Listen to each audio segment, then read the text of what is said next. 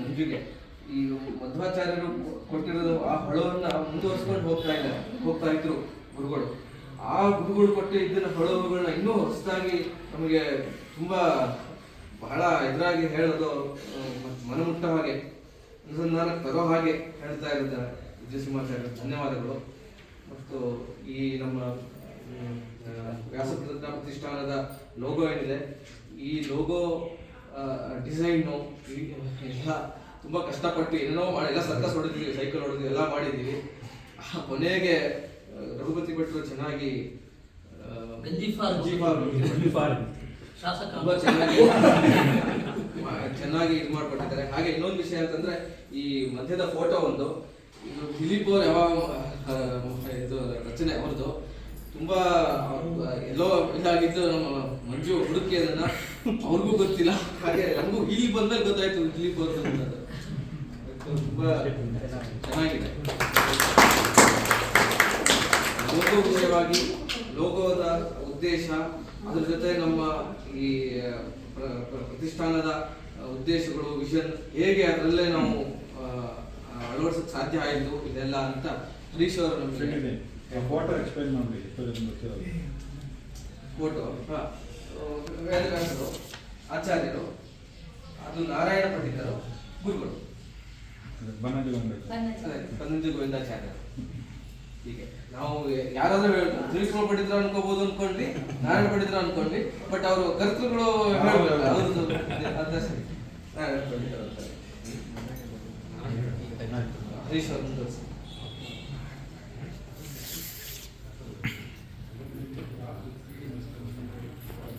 ಜಯತಿ ಪರಾಶರ ಸದ್ಯವತಿ ಹೃದಯ ನಂದನೋ ವ್ಯಾಸರ ಯಸ್ಯ ಹಾಸ್ಯ ಕಮಲಗಣಿತಂ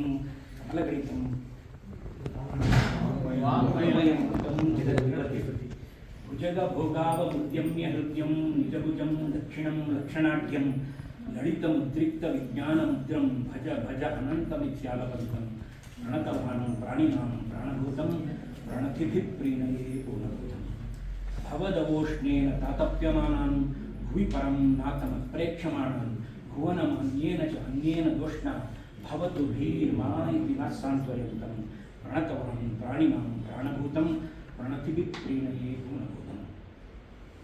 ಪೂಜ್ಯ ಗುರುಗಳಾದ ವಿಜಯಸಿಂಹಾಚಾರ್ಯರೇ ಹಾಗೂ ಈಗಷ್ಟೇ ನಮ್ಮ ಮುಂದೆ ನಮ್ಮ ಪ್ರತಿಷ್ಠಾನದ ಲೋಗೋವನ್ನು ಅನಾವರಣ ಮಾಡಿದಂತಹ ಶ್ರೀಪಾದರೇ ಹಾಗೂ ಭಗವತ್ತೆಲ್ಲ ನೆರೆದಿರುವ ಎಲ್ಲ ಭಗವದ್ಭಕ್ತರೇ, ಈ ಲೋಗೋ ಏನಿದೆ ಇದರ ಬಗ್ಗೆ ಒಂದೆರಡು ಮಾಹಿತಿಯನ್ನು ಕೊಡಲಿಕ್ಕೆ ನಾನು ಬಯಸಿದ್ದೇನೆ.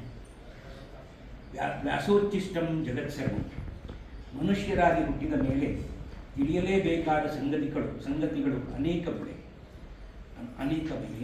ಅವನ್ನೆಲ್ಲ ಎಲ್ಲ ಸಂಗತಿಗಳನ್ನು ಆ ಎಲ್ಲ ಸಂಗತಿಗಳನ್ನು ನಮಗೆ ನೀಡಿದವರು ಭಗವಾನ್ ವೇದವ್ಯಾಸರು. ಇಡೀ ವೈದಿಕ ವಾಂಗ್ಮಯ ಪ್ರಪಂಚದಲ್ಲಿ ವೇದವ್ಯಾಸರು ಹೇಳದೇ ಬಿಟ್ಟ ಸಂಗತಿ ಎಂಬುದೇ ಇಲ್ಲ. ಅದರಿಂದ ಯಾರು ಏನೇ ಹೊಸತನ್ನು ಹೇಳಿದರೂ ಅದು ವೇದವ್ಯಾಸರ ಕೃತಿಗಳಿಗೆ, ಗ್ರಂಥಗಳಿಗೆ ಸಮ್ಮತವಾಗಿದ್ದರೆ ಮಾತ್ರ ಅದು ಲೋಕದಲ್ಲಿ ಮಾನ್ಯತೆ ಪಡೆದುಕೊಳ್ಳುತ್ತದೆ, ಇಲ್ಲವಾದರೆ ಇಲ್ಲ. ಈ ನಿಟ್ಟಿನಲ್ಲಿ ಭಗವಾನ್ ವೇದವ್ಯಾಸರ ಕೃತಿಗಳೇ ನಿರ್ಣಾಯಕ. ಯದಿ ಹಾಸ್ತಿ ತದನ್ಯತ್ರ ಎನ್ನೇ ಹಾಸ್ತಿ ನ ತತ್ಕ್ವಚಿತ್. ಅದರಿಂದಲೇ ಬಂದ ಮಾತು ವ್ಯಾಸೋಚ್ಚಿಷ್ಟಂ ಜಗತ್ಸರ್ವಂ. ಈ ವಾಕ್ಯದ ಸಂಕೇತವಾಗಿ ನಮ್ಮ ಪ್ರತಿಷ್ಠಾನದ ಲಾಂಛನದಲ್ಲಿ ತಾಡವಾಳಿಯ ಚಿತ್ರವಿದೆ. ಅಂತರಂಗ ಪ್ರಪಂಚದ ಅಧ್ಯಾತ್ಮದ ಅನಾವರಣ ಅಂದ ಕೂಡಲೇ ನಮಗೆ ನೆನಪಾಗುವುದು ಗುರು ಶಿಷ್ಯರ ಅವಿನಾಭಾವ ಸಂಬಂಧ. ಅದು ನಮ್ಮ ವ್ಯಾಸಪ್ರಜ್ಞಾ ಪ್ರತಿಷ್ಠಾನ ಲಾಂಛನದ ಹೃದಯ ಭಾಗವಾಗಿದೆ. ಭಗವಾನ್ ವೇದವ್ಯಾಸರು ಆಚಾರ್ಯ ಮಧ್ವರಿಗೆ ನೀಡುತ್ತಿರುವ ಉಪದೇಶದ ಚಿತ್ರಣವಿದೆ.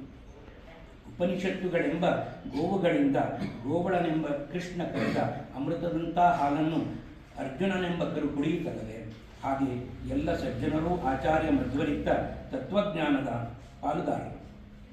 ಮಹಾಭಾರತವೆಂಬ ಮುತ್ತಿನ ಮಾಲೆಯಲ್ಲಿ ಭಗವದ್ಗೀತೆ ಎಂಬ ಪದಕವನ್ನಿರಿಸಿ ನಮಗಿತ್ತವರು ಶ್ರೀ ವೇದವ್ಯಾಸರೇ. ಗುರು ಶಿಷ್ಯರೆಂಬ ಎರಡು ಕಾಷ್ಟಗಳಿಂದ ಶಾಸ್ತ್ರಾರ್ಥವೆಂಬ ಮಥನ ನಡೆದಾಗ ಹೊರಹೊಮ್ಮುವ ಜ್ಞಾನಾಗ್ನಿಯ ಸಂಕೇತ ರೂಪವಾಗಿ ಗುರೂಪದೇಶದ ಚಿತ್ರಣ ನಮ್ಮ ವ್ಯಾಸಪ್ರಜ್ಞಾ ಪ್ರತಿಷ್ಠಾನದ ಲಾಂಛನದಲ್ಲಿ ಬಂದಿದೆ.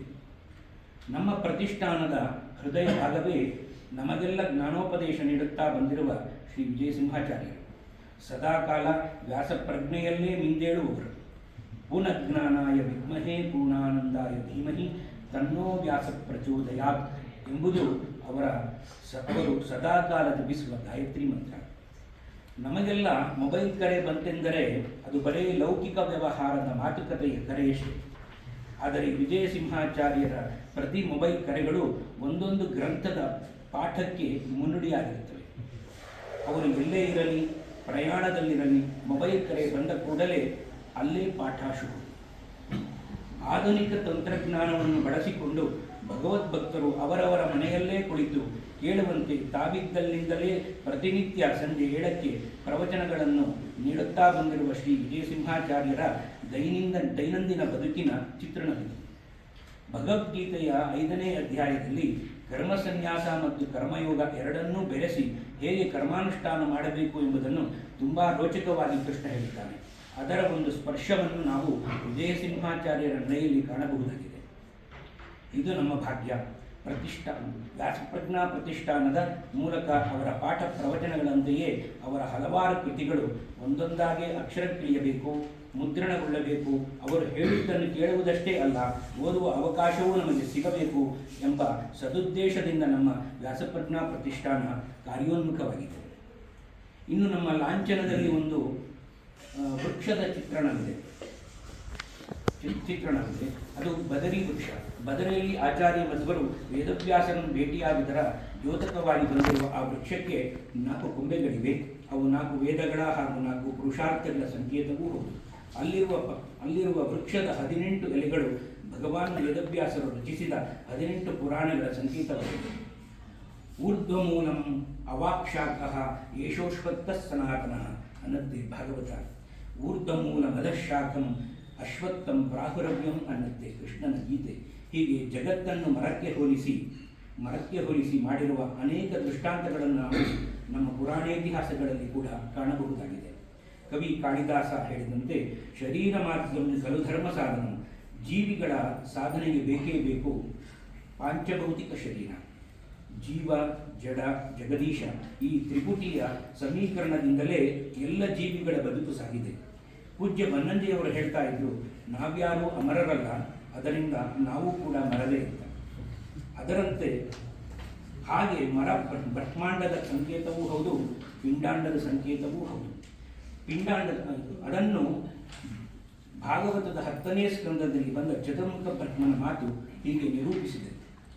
ಏಕಾಯನೋಸೌ ದ್ವಿಪಲಃ ತ್ರಿಮೂಲಶ್ಚತುರಸಃ ಪಂಚಶಿಪಃ ಷಡಾತ್ಮಾ ಸಪ್ತತ್ವಗ್ ಅಷ್ಟವಿಟಪಃ ನವಾಕ್ಷಃ ದಶಕ್ಷದಃ ದ್ವಿಕಗೋ ಹ್ಯಾದಿವೃಕ್ಷಃ ತ್ವಮೇಕ ಏವಾಸ್ಯ ಪರಂ ಸತ ಪ್ರಸೂತಿಃ ಸ್ಥಾನಂ ನಿಧಾನಂ ತದನುಗ್ರಹಶ್ಚ ತ್ವನ್ಮಾಯಯಾ ಸಮೃತ ಚೇತಸಸ್ವಾಂ ಪಶ್ಯಂತಿ ನ ವಿಪಶ್ಚಿತೋಯೇ ಎಂಬಂತೆ ಜ್ಞಾನಿಗಳು ಆ ಭಗವಂತನನ್ನು ಹಾಗೂ ಪ್ರಪಂಚವನ್ನು ಕಂಡ ಬಗೆಯೇ ಅದ್ಭುತ.